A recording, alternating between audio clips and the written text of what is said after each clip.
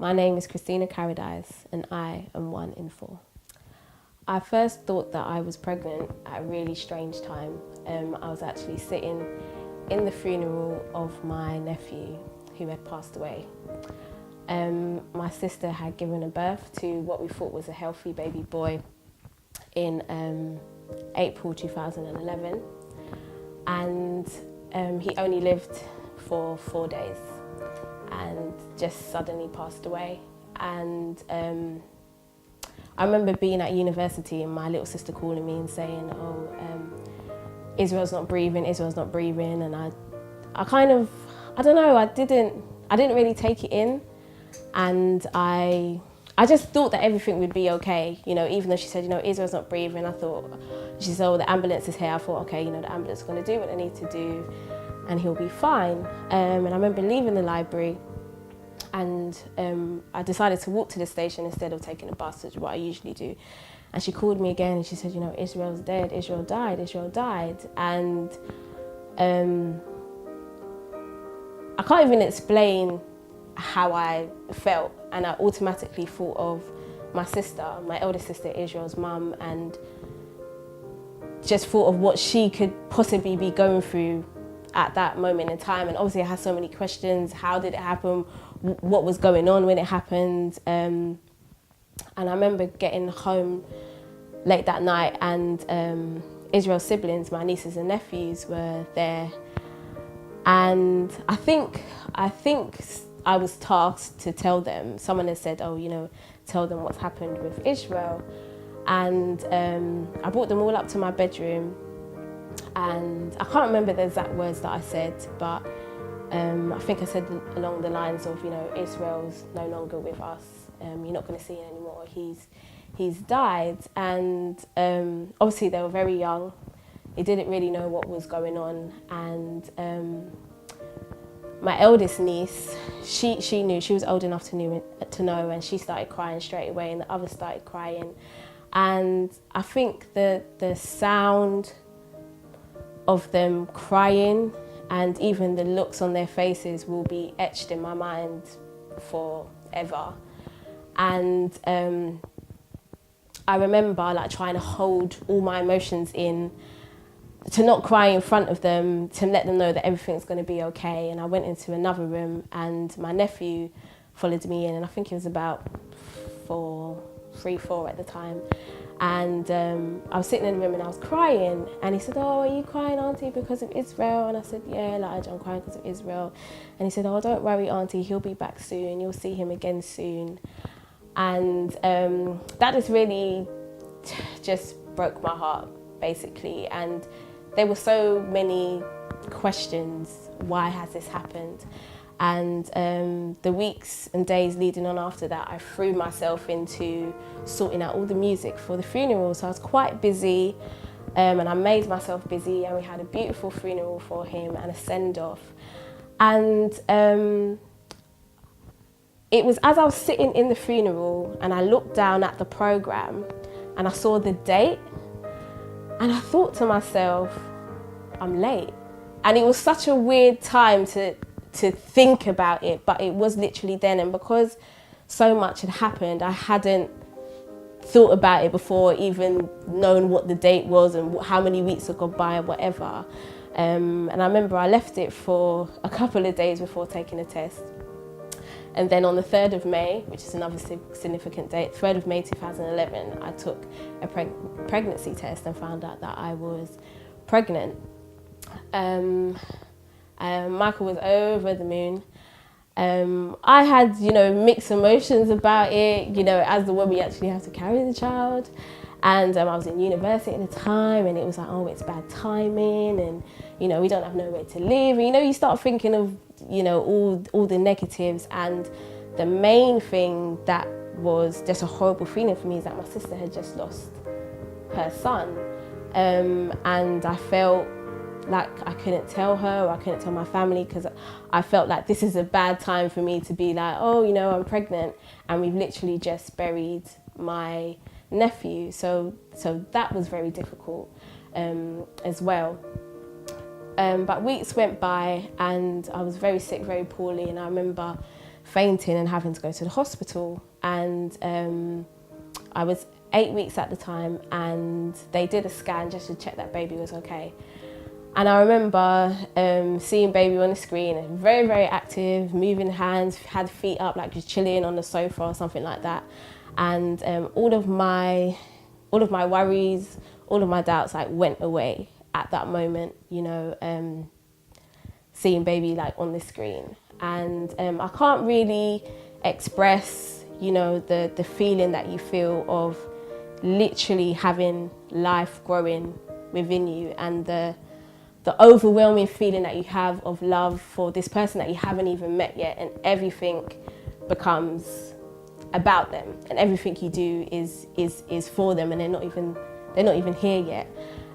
So that's how life was. I continued to be very sick, as a lot of people do when they're pregnant. And I remember when I had my 20 weeks appointment on the 11th of August. This date is also significant because my cousin actually had a stillbirth, and the funeral for my cousin Harry was on the 11th of August. And once again, I felt this, you know, I felt scared because, you know, this is another person close to me that has lost a child, and you start to feel guilt as well because, you know, up until that point, you know, my child was okay and still healthy. And then I couldn't actually make it to the funeral because I couldn't move back my date because of how sick I had been. I needed to have the ultrasound quite soon. So I decided not to go to the funeral, but my mum and my sisters and everyone else went. So the day was a difficult day because I knew where half of my family was that day and the difficulty that was going on there, you know, being at that funeral. Also, there was excitement for me and Mike as we were going to go to our 5-month scan to find out, you know, the sex of our baby. And we were really, really, really excited. We went to his mum's house before we went to the hospital, and everyone was saying, oh, I bet it's a boy, I bet it's a girl. And, you know, there's all this excitement. And, you know, my sisters were texting me and my mum, and make sure you call us straight away, let us know. You know, if it's a boy, it's a girl. I think majority convinced it was a boy. And I remember me and Michael being in the waiting room. I just remember how excited he was. He went and got change so that he can have enough money for the tokens to buy the ultrasound pictures. I think he had planned to buy about 10 pictures so everyone can have like their own picture and stuff like that. And I always remember that we were watching the news, and that year was the year that London had lost its mind and there was all those riots going on. I remember us watching it on the news as we were waiting to go in. So yeah, Michael got loads and loads of tokens and we were ready to go in. And we went in, and I remember Michael was speaking to the stenographer quite a lot and, you know, asking questions and just talking in general. He's really excited. And, you know, she put the thingamabob on my stomach. And I remember looking up at the screen and just kind of knowing that things weren't right, something wasn't right.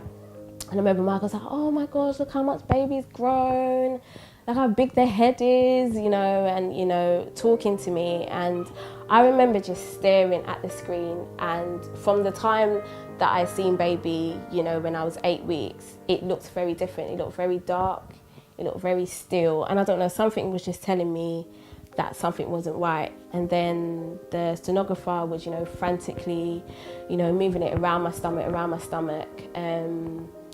And it felt like she was doing it for forever.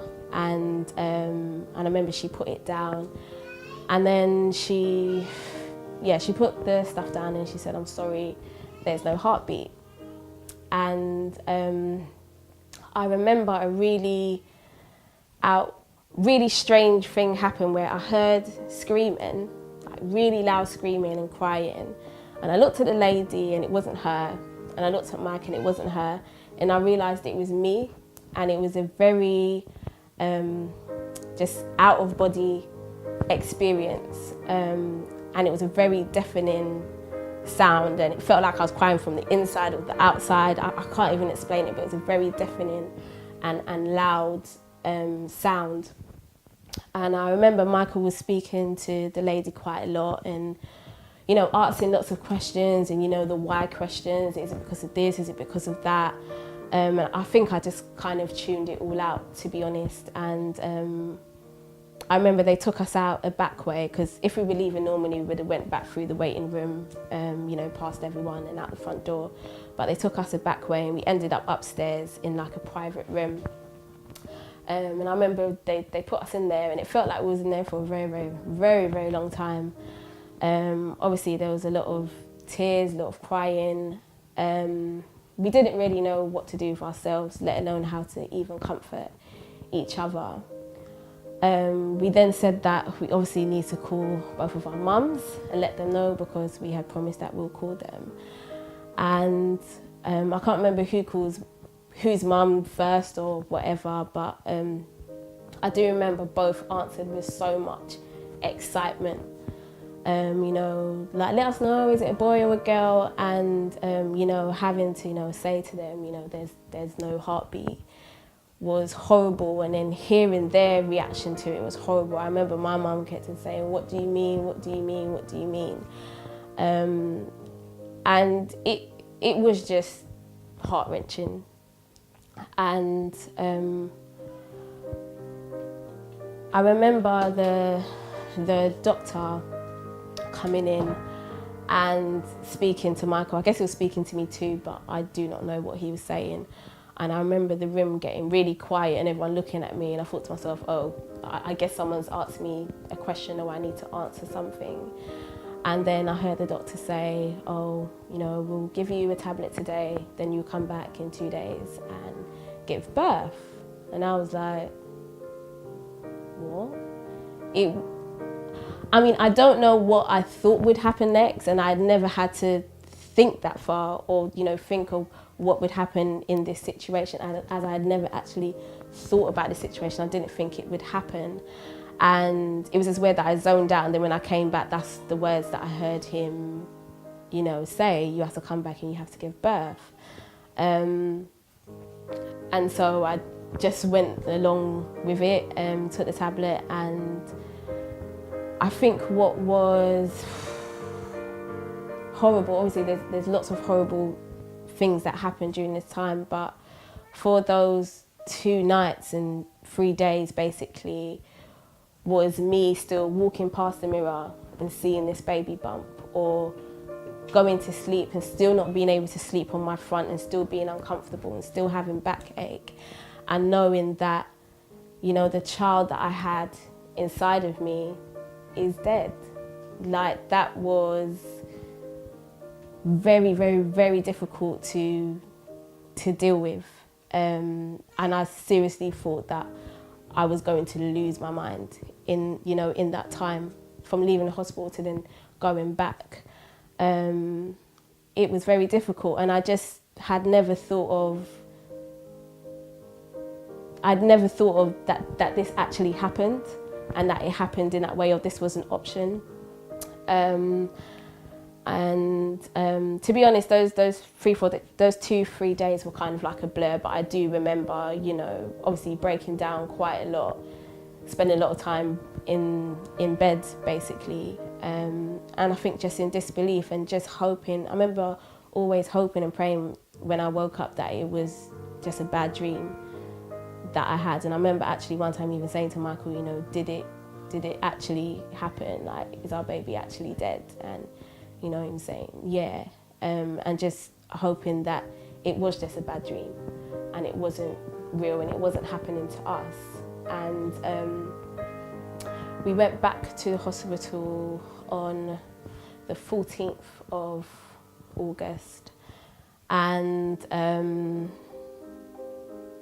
I don't think nothing could have prepared me for what next happened, but I do kind of felt like I could have been more prepared.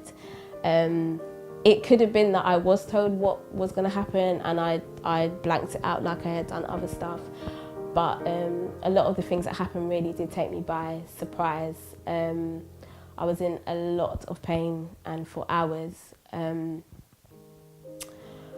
I tried to talk the pain away and walk the pain away, and it was just very, very, very, very painful. And both of my mums were there, and I remember talking to them quite a lot, to try and take my mind off, how painful, I found the experience, both physically and I think emotionally, and it was very, very, very draining. And nothing was really happening other than there being pain, and my family had to leave by, I think it's about 10 p.m. And Michael actually had to leave as well for a short time, so I think he had to drop them to the bus stop or something like that. I can't remember, but I do remember him having to leave. And I remember when he came back, the nurse had said, if baby doesn't come tonight, we're going to have to try another procedure tomorrow, XYZ. So I remember literally when Michael came back, the pain then just went through the roof. And I remember my waters breaking, and that was so shocking to me. And it might sound strange that I'm saying it's shocking, and you might think, oh, you should know that your waters would have broken, but I just didn't think about it. And obviously I'd never been pregnant before, and I'd never had the experience of my waters breaking, so maybe it's shocking anyway, but it was even more of a shock for me, because I just wasn't thinking that would happen, because that's something that I equate with someone that's given birth to a baby that will be breathing, that will be able to take home. I just didn't think that it would be the same exact experience that I would be going through, knowing that, my baby wouldn't be alive at the end of it. So I remember when my waters broke, I literally stood up in the bed, and was crying. Michael called the nurse, and they'll calm me by, oh yeah, no, your waters have broken. That means baby's gonna come soon. And like the fear came in, and it was so many emotions. And then the pain was ridiculous. Then another nurse actually came in, and she said, you shouldn't be in pain, so I'm going to up your dosage of medication, because under the circumstances, I really don't want you to be in this pain that you're in. So she gave me like a heavy dose, and I finally was able to go off to sleep. And then I just remember feeling something move through my body, and it wasn't painful at all. And I remember it woke me up, and I remember Michael was sleeping, and I remember tapping him and saying, oh, I think the baby's here, I think the baby's here. And I remember just feeling like this warmth on my thigh. And then he woke up and he looked down and he smiled and he said, yeah, the baby's here. And then he went and called the nurse, and then I started crying straight away, and I refused to look down. I was so scared. I didn't know how much baby had developed. And I think I was scared of falling in love, and knowing that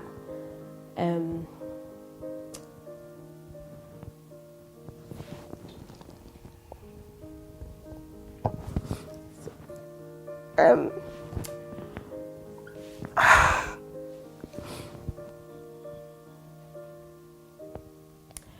think I was just scared of falling in love, and knowing that I think a part of me just thought it would be better if I didn't see what the baby looked like, and I didn't have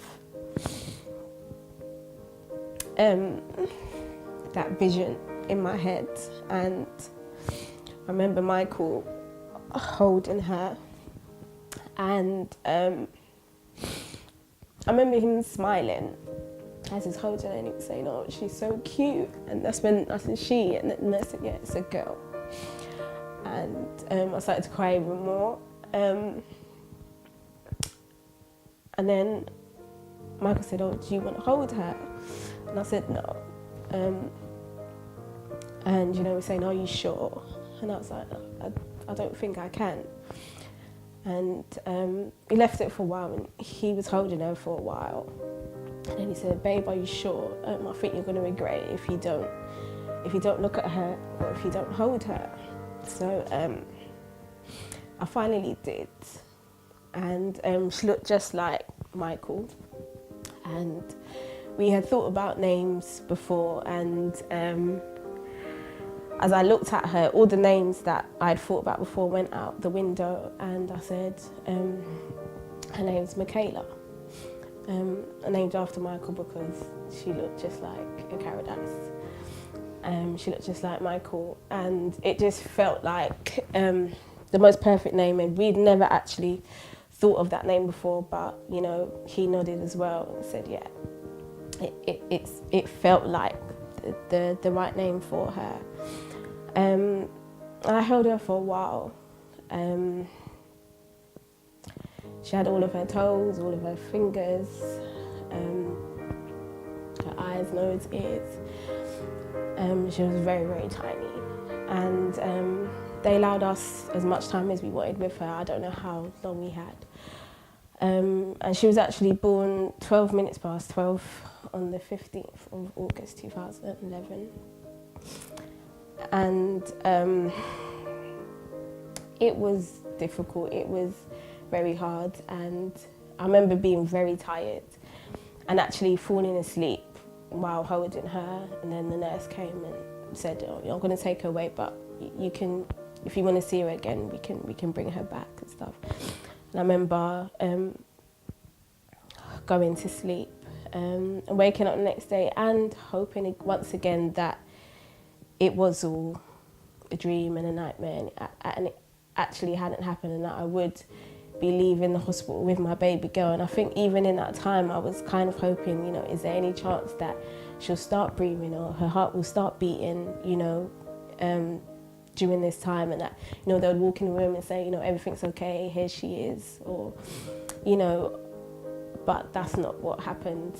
And it kind of felt like things went from bad to worse in terms of what I was expecting would happen next, and it was just like surprise after surprise, and none of the surprises were good surprises. And as amazing as our human bodies are, my body obviously, well, my brain obviously told my body, you've now given birth to a baby, so now you need to feed this baby. And obviously I then started to produce milk, and a lot of milk. And I remember being in such pain because my breast was so full with milk. And that was a constant reminder of what I had just gone through. And, you know, I kind of thought that the pain would kind of, the physical pain would kind of end in the hospital, and I was going home now, and it was now time to rest and to now plan for the funeral and stuff like that. But then, you know, there was this other pain now, and this other reminder, and something that I just wasn't prepared for.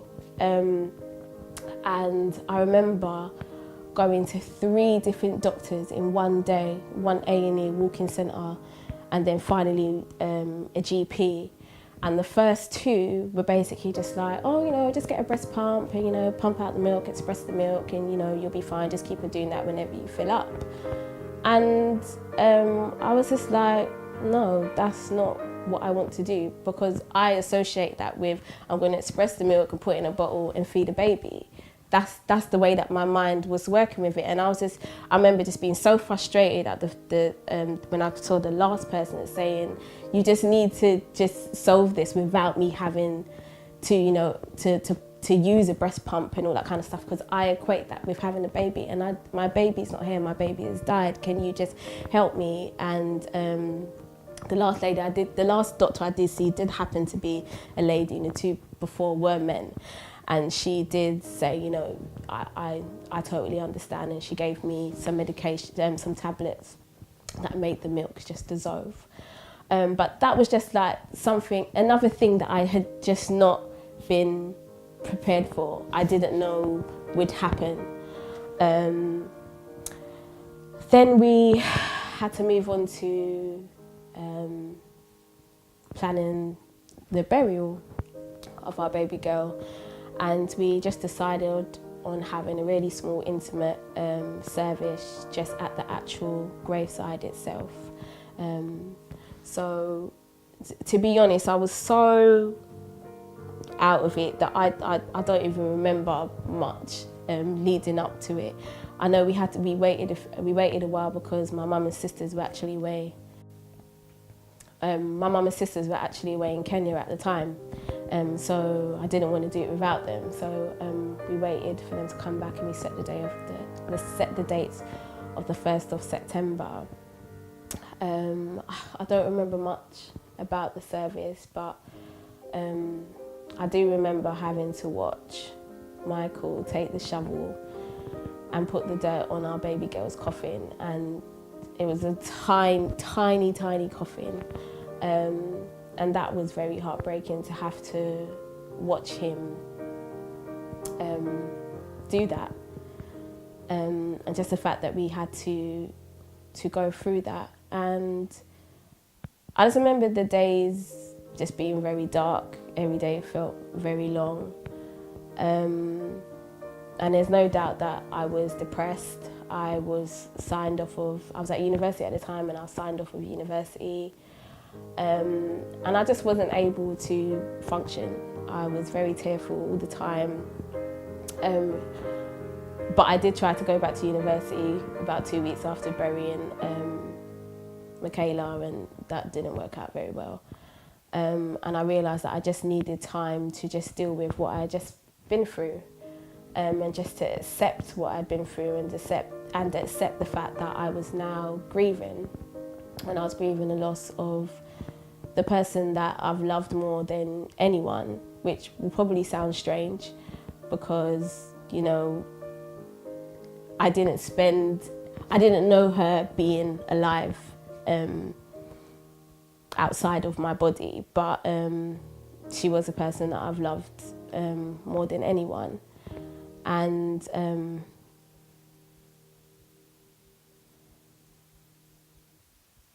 every year since then, and this year marks 5 years, I think about her every single day. And one of the things that's difficult is when anyone asks me, around me, oh, do you have any children? And the guilt that I feel when I say, oh no, I don't have any kids, or we don't have any kids yet, I feel so guilty every time that I say that, because I do have a daughter, and her name's Michaela, but when a work colleague or someone at university asks you, you're not just going to be open and say, oh yeah, I had a baby and she died and stuff like that. It's just something that you don't do.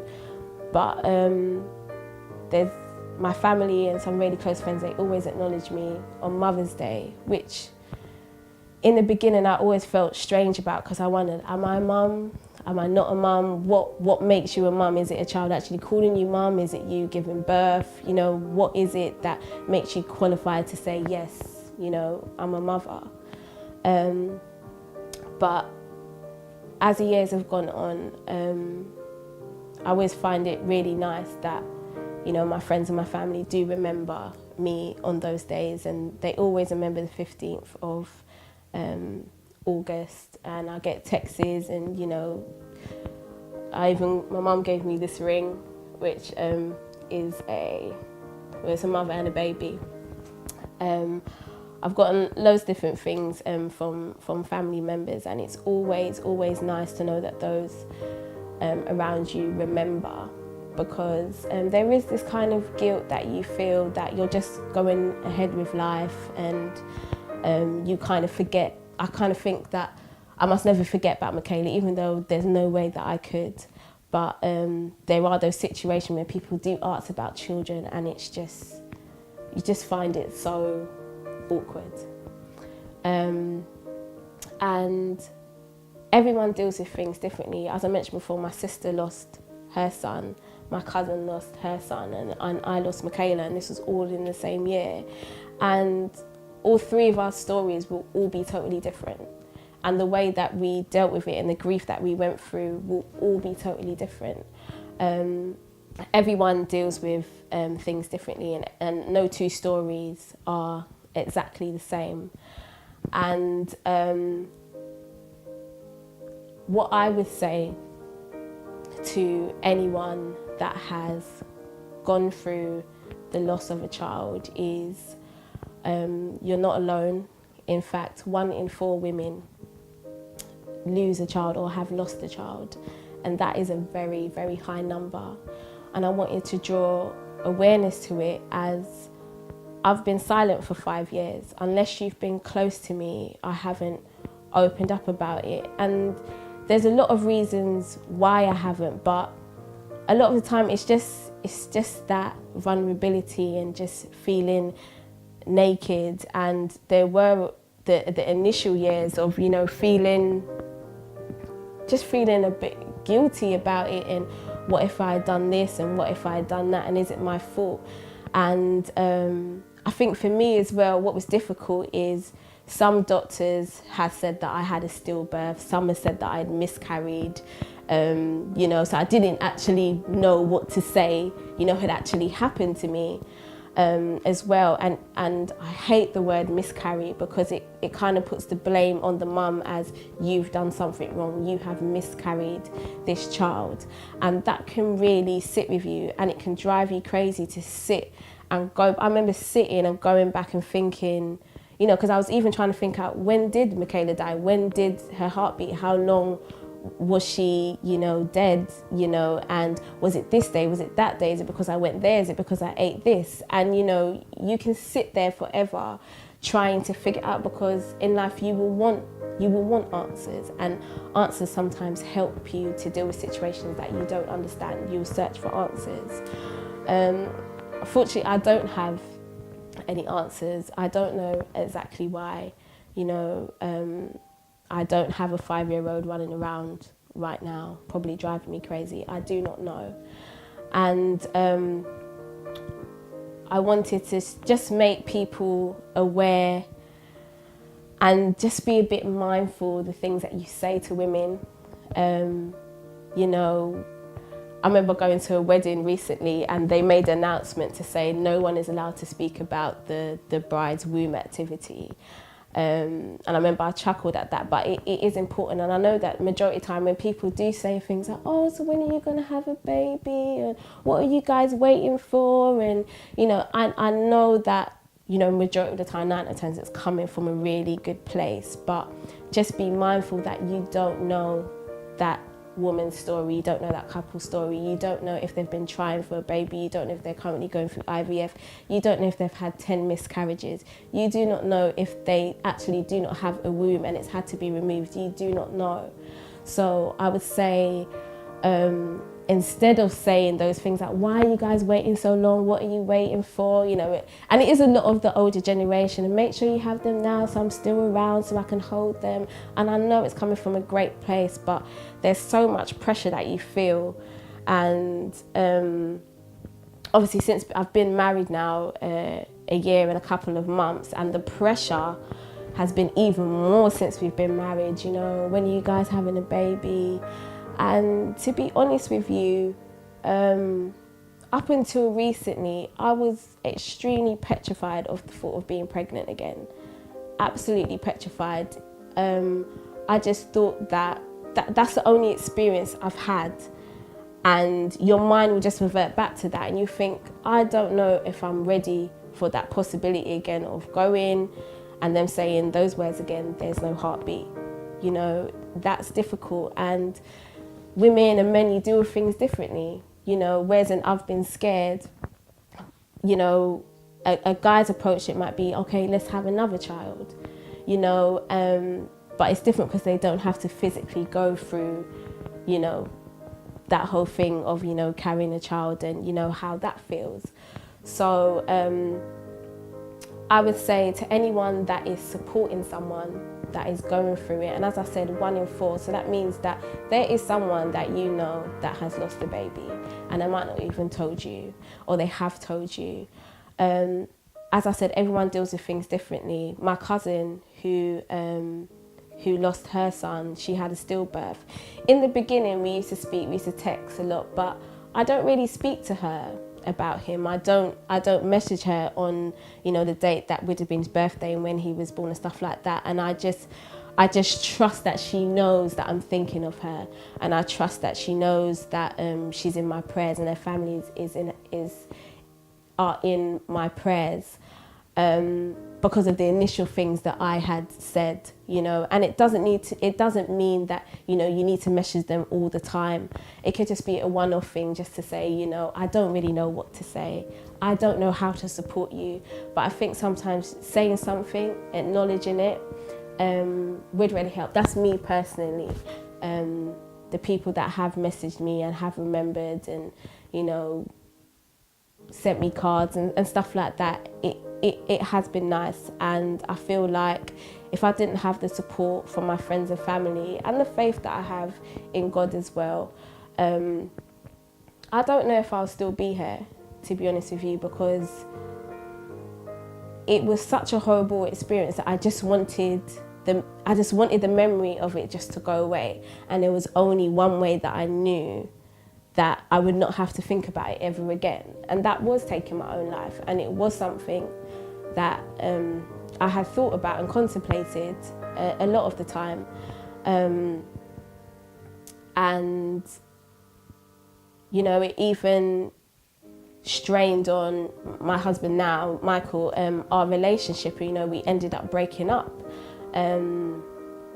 after we lost Michaela, and we grieved differently. I didn't understand how he was grieving, he didn't understand how I was grieving. He didn't know how to comfort me, I didn't know how to comfort him, and it really took its toll on us. You know, and that's just one thing, and then you add all the other things that normal everyday couples go through anyway, and you know, you add this big major thing that's happened on top of that, and you know, it really got to us. Thank God we did get back together and we are married now, but that's not everyone's story, and there are some people that, you know, these things happen to them and they're not able to carry on. And the reason why I'm breaking the silence is I don't want to be ashamed, I don't want to be guilty, I don't want to feel guilty, I don't want to feel like I'm to blame, I don't want to keep it a secret. And it's not about people knowing your business or anything like that, but I have found strength in others that have told their stories. There are loads and loads of groups on Facebook. One springs to mind called Saying Goodbye, and they're a group on Facebook, and there are loads and loads of women that have shared their story about the loss of their children, how they feel. And I feel that's when I started to gain some form of sanity, is when I realised, oh, there's women out there that have been through things similar to me, and they've thought the same things that I've thought, so I'm not crazy. There's other people out there that, you know, have gone through this. And it's crazy how when I would see the post, I wouldn't want to like it on Facebook out of fear of someone seeing me like it and then knowing or being like, oh, why did Kristina like that post? Has she lost a baby? And stuff like that. And every year I'd pay tribute to my nephew Israel. I mean, there's a picture of me holding Israel, and it's one of my favourite pictures, and I always post it every year when it's his birthday. And that picture is significant for me because obviously in that picture I was actually pregnant. So every time I do post that picture and I do talk about SIDS and, you know, just losing a baby, stillbirth, miscarriages, I am also talking about Michaela, but I've never had the strength to be able to say I am 1 in 4. I have lost a baby. I've always, you know, just kind of jumped on the back of my sister's story or my cousin's story, because it was a lot more people. Obviously, everyone knew that Israel was here and he was born and stuff like that, so everyone knew when he passed. So I always hoped that when people saw me like these pages and stuff like that, that they've said, oh, it's because she lost her nephew. 'Cause I just didn't want people to know. But I am 1 in 4, as I said before. This is a face, this is a person that has carried a baby and lost a baby. And it still hurts, yes it does, as time does heal, yes it does. But the hurt is still there, the confusion's still there.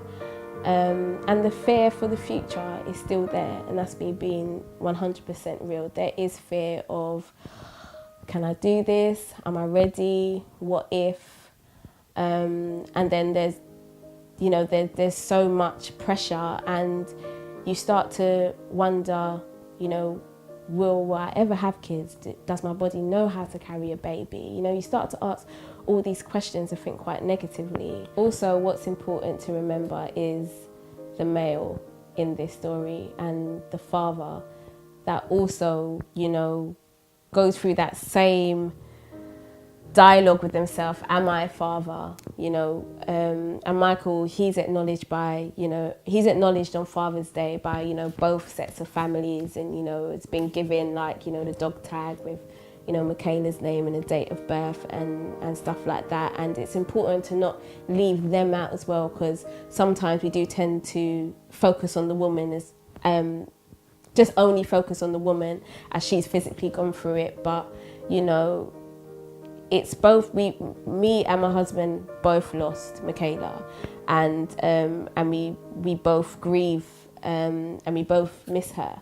So I think it's also important that any guys out there, you know, you reach out to guys as well that have gone through similar things. And it's not as easy for guys to be as open and to be as vulnerable, and I think that's why they need that support as well, to be able to know that it is okay to feel the way that they do about the loss of their child.